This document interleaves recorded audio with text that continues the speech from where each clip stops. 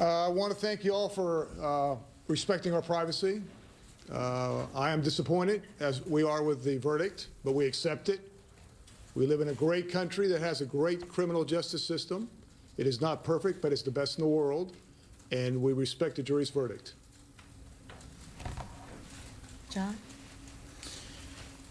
I'd also like to thank you for your time and attention that you've given this case. Both sides are deserving of your attention. We have, from the beginning, just prayed for the truth to come out and for peace to be the result, and that continues to be our prayers, and we believed they have been answered. Rich? I'd just like to say to the family of the dead teenager Trayvon Martin that I appreciate the way they have handled this matter.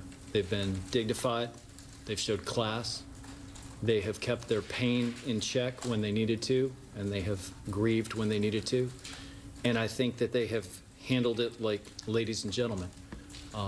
It can't have been easy, and it won't be easy, so I ask that, I know y'all have a job to do, but when you approach all that, keep them in mind too.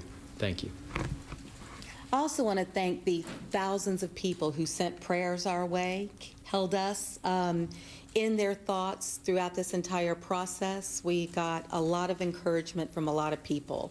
But again, this is something that we do in our circuit. We try a lot of murder cases. We never know what a jury is going to do. We go into every case putting our best case forward and leaving it in their hands, and that's what we did in this case. Is it appropriate to take questions? Why did you overcharge?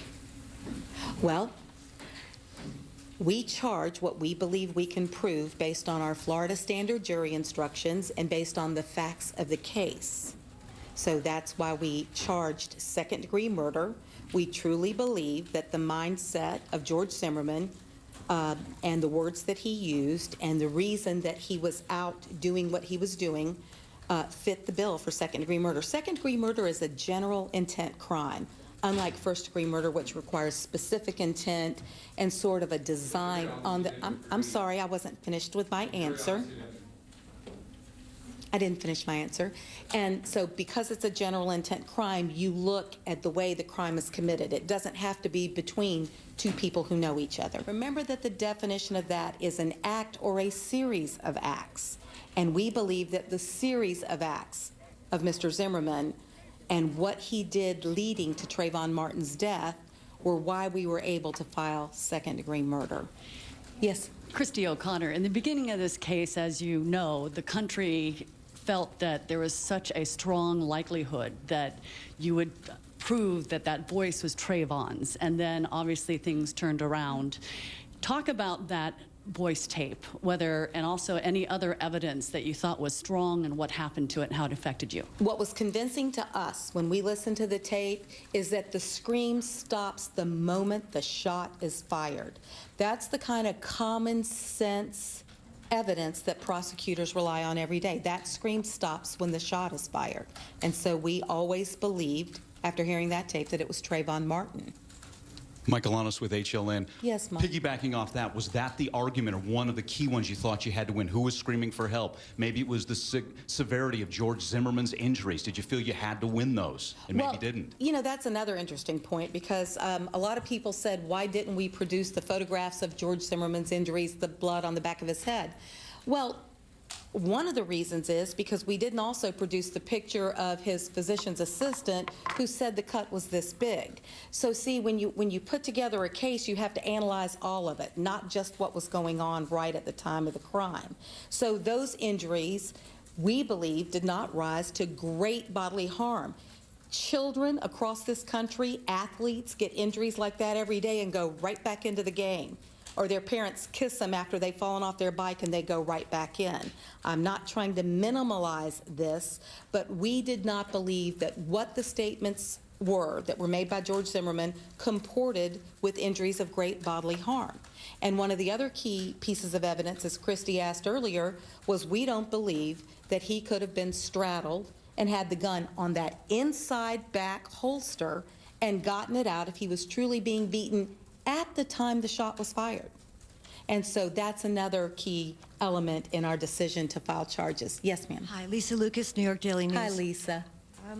Let's talk about Rachel Gentile's testimony. Were you disappointed in the result of that testimony? Do you think that damaged the case for Lisa, you? we deal with witnesses to our homicides on a regular basis who are sometimes friends of the defendant, who are sometimes friends of the victim. A lot of them may or may not be educated. A lot of them may or may not have good memories. Eyewitnesses and ear witnesses come with just a realm of issues. And so you can't say that you're disappointed in them as long as you've asked them to take the stand and tell the truth, and you believe that your witnesses have done that. So. Kathy Bellich with Channel 9 in Hey, Orlando. Once you determined that you could not, well, once you found out that you could not determine who started that confrontation, why did you decide to go forward? Because isn't that a key point of a case like this? I'll let Bernie answer that. I think we have to go back to the beginning. Who was following who? I'm sorry, Bernie. Who was following who? I mean, isn't that what this case boils down to? That was our theory. Now, we respect the jury's verdict, but really what it boiled down to is a kid minding his own business being followed by a stranger. And so I would submit that that's when it started. I don't know if that answered your question or not. Well, that's not the theory, that's the facts. Jury obviously disagreed at some point, and you'll be able to hopefully inquire of them of what they thought. But when it boils down to is you got a 17-year-old kid who is minding his own business, wearing a hoodie, and gets accosted, gets followed by an individual who wants to be a cop. I do want to mention one more thing. This case has never been about race, nor has it ever been about the right to bear arms, not in the sense of proving this as a criminal case. But Trayvon Martin was profiled. There is no doubt that he was profiled to be a criminal. And if race was one of the aspects in George Zimmerman's mind, then we believe that we put out the proof necessary to show that Zimmerman did profile Trayvon Martin.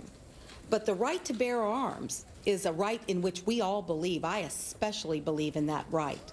What we want is responsible use when someone feels they have to use a gun to take a life. They have to be responsible in their use. And we believe that this case all along was about boundaries and that George Zimmerman exceeded those boundaries. Yes, ma'am. I'm sorry. Yes. Mr. De La Rionda, just a quick question for you. You mentioned that you're disappointed in today's verdict. Can you talk a little bit? You guys put a lot of effort, a lot of time, grueling schedule, 17 months. Can you talk a little bit about that frustration that you might... Well, let me make sure I say it clearly. I respect the jury's verdict. This is no criticism of the jury verdict. I believe wholeheartedly that we live in the greatest country in the world, so I accept it. But I am disappointed. I've been trying a lot of cases. I've tried 300-something cases, about 80-something murder cases. This is only my second murder case that I've lost. Am I disappointed? Yes, because I thought he was guilty. But what matters is what the jury said, and I accept it. I don't know if that answered your question. Mr. De La Rionda, Yes, sir. could I get your impression of the 2005 expansion of the Florida's self-defense statutes? Does this make your job harder? You know, self-defense has existed for a long time. And we've dealt with it in Jackson for a long time. We've tried a lot of self-defense cases. I personally have tried, 10, 15 self-defense cases. They're tough cases, but we accept them. So the law really hasn't changed that much. Stand your ground was a big thing, but really the law hasn't changed. And we believe in the right to bear arms and the right to self-defense. We felt in this case that it was not appropriate. Hi, I'm Michelle Sunder with USA Today. John Guy talked about the fact that this was going to be a verdict that sent a message, and that it was going to be about what happens when a guy follows a young child and then shoots him. Could you tell me what you think about what this verdict means to the nation and what it says? Yeah, I don't believe I ever said it was going to send a message. I mean, criminal cases are about defendants and victims. It's most instances like this one, a one-on-one confrontation. So it was a determination about what happened between those two individuals. I certainly didn't mean to characterize this as sending a message outside the courtroom. You just can't guess before you take a case to a jury how something's going to turn out. So you work very hard, you put your witnesses on the stand, you argue your case to the jury, and then you focus on the law and the arguments, and then you leave it in the hands of the jury.